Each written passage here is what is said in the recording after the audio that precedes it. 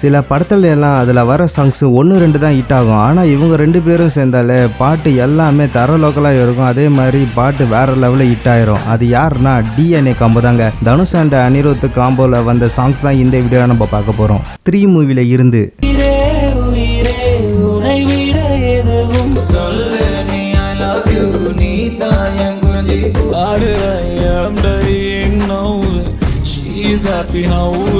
மாரி மூவில இருந்து நம்ம காட்டுல நான் தான் கிங்கு தங்க மகன் மூவில இருந்து தக தகன்னு எரியும் ஓ வயசு வெட வெட பையன் எனக்கு இது புதுசு. VIP மூவில இருந்து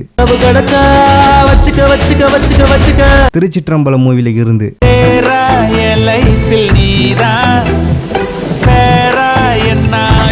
பப்பாளி